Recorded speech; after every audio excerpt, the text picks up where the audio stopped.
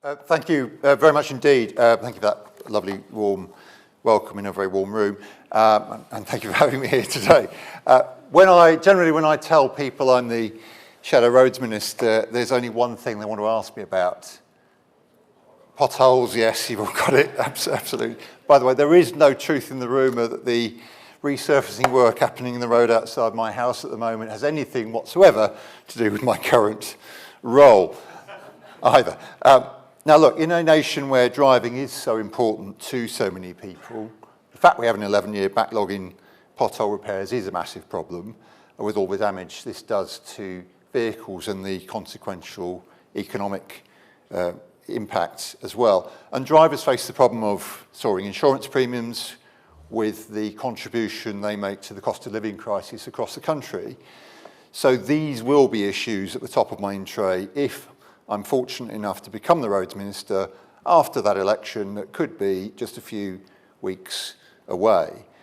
And before I go any further, I will say a massive thank you to Mike and to your whole team at the SMMT. You do an absolutely splendid job in advocating for the jewel in the crown of British manufacturing, which is our automotive sector. And the future of the industry will be a top priority for an incoming Labour government. And we showed that with the publication of our automotive strategy last year. Labour is determined to grow our economy and deliver skilled jobs up and down the country. And our automotive sector has a bright future with our plans. The technologies that you've all been discussing today present a huge economic opportunity for the industry. The SMMT's own figures predict £66 billion in growth in the UK by 2040, 342,000 new jobs and 12,250 of them in automotive manufacturing alone. Now, the benefits are not just economic. The chance to improve road safety and connectivity in the long term are prizes we should all try to win, as are the opportunities to remove transport-related barriers from those who too often are denied access to reliable public transport.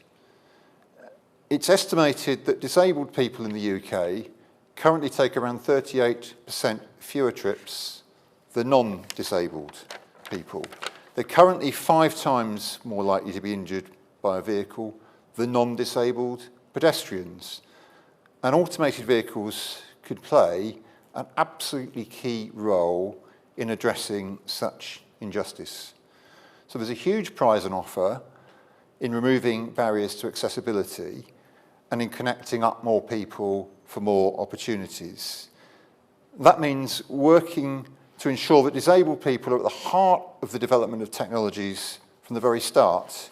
It means designing automated vehicles with the needs of people with disabilities in mind and reducing the dangers faced by less mobile people, not adding to them.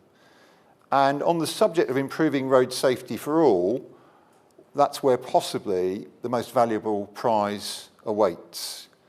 When Labour was last in government, we saw a reduction in road incident fatalities of 50%. In the last 14 years, those figures have stagnated with a further fall of only 8%. And the SMMT's own figures suggest that a substantial deployment of automated vehicles could prevent huge numbers of tragedies on our roads. 3,900 fewer deaths, 60,000 fewer serious road traffic collisions between last year, where the figures were compiled, and 2040. And that in turn could save the NHS £2.3 billion in lower costs.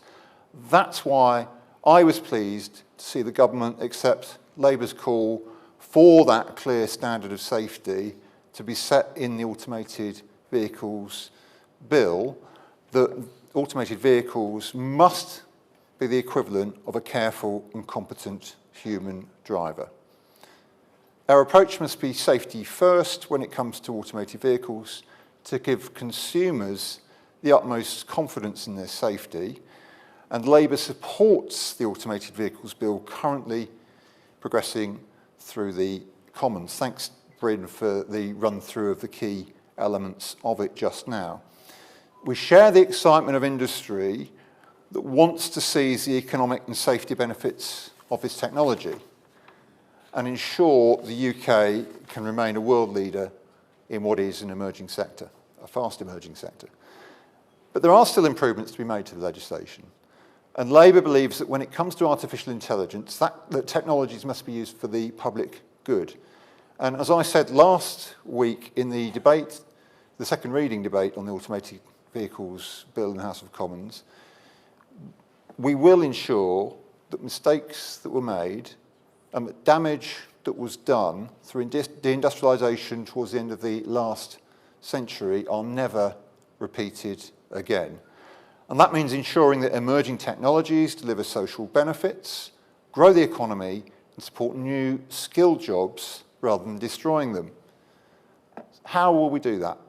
Well, one of the ways we'll do it is by working closely with trade unions and industry, as well as, in this case, with road safety experts, with pedestrians, with cyclists, and disability rights groups.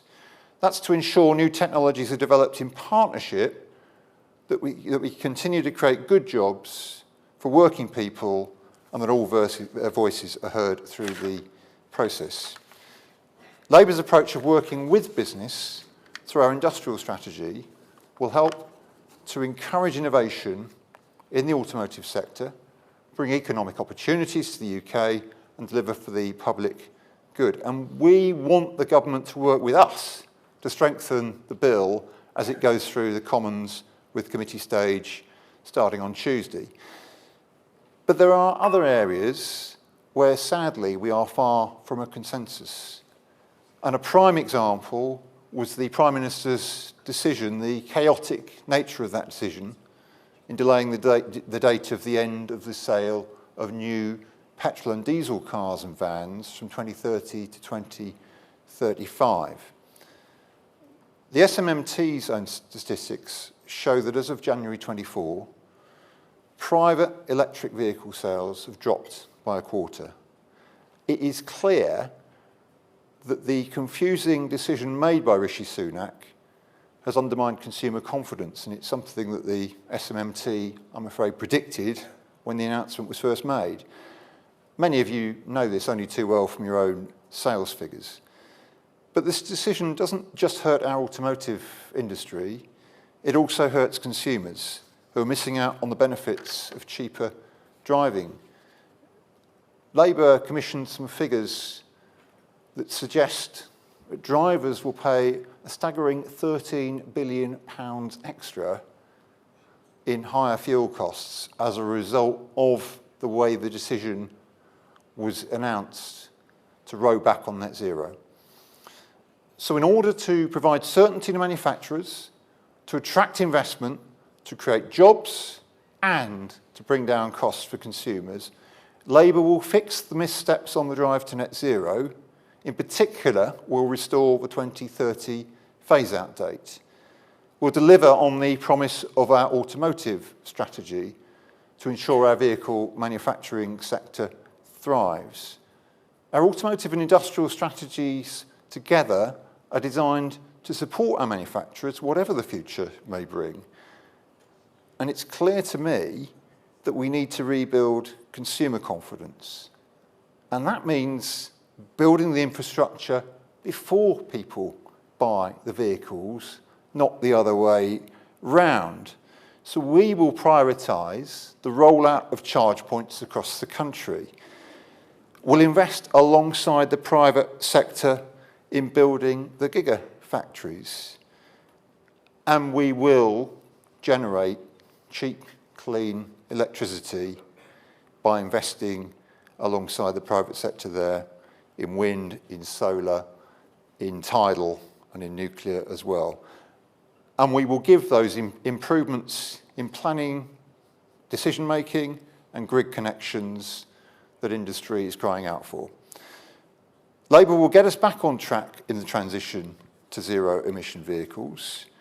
Our automotive strategy is designed to support the sector to thrive, and we'll work constructively with industry and unions to to ensure that the development of automated vehicles delivers for the public good. But I'm going to turn briefly to the economic situation we're facing.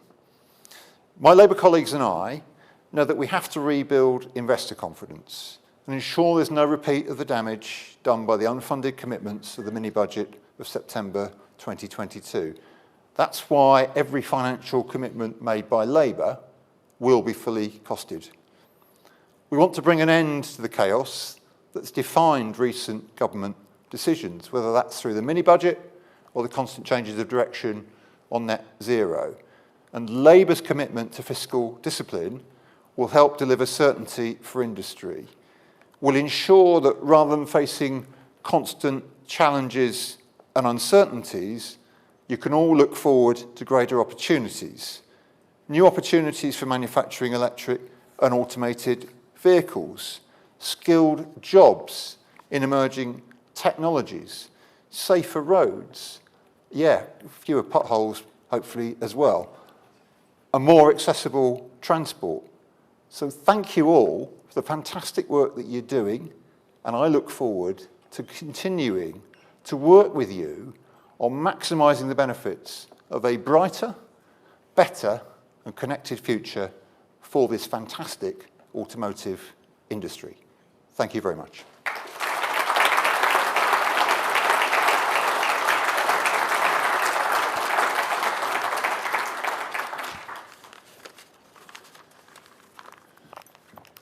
You're standing there as if you'd like some questions, which, Well, I mean, if you're willing, Like then, is an interesting term. Yes, no, delighted well, to. Yeah. we have time for one or two. So any hands up that we can spot?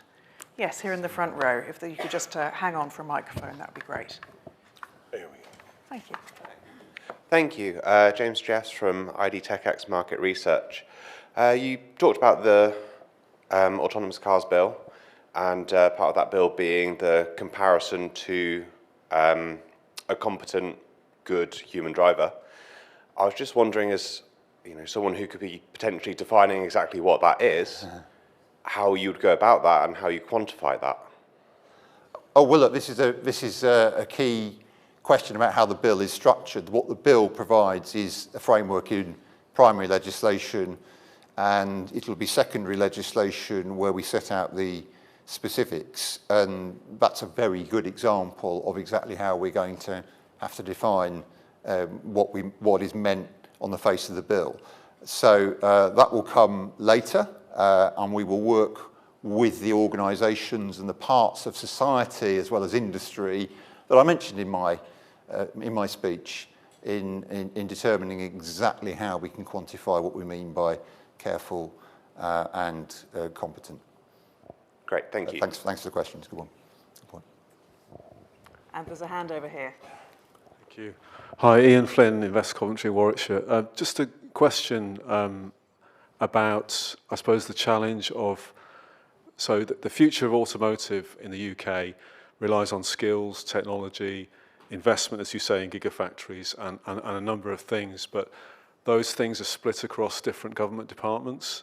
So one challenge for a government is bringing together the science, innovation, education, business, and transport. How will you address that if you are successful? Well, it's absolutely critical that we break down silos in the way that government operates, isn't it? I mean, I've worked in the private sector enough to know that this is something that bedevils lots of organisations, that people work in their own departments and indeed in their own teams, sometimes on their own, and don't collaborate internally. So we've got to break down those barriers, and this is why the mission approach that Keir Starmer has announced is going to be so fundamental.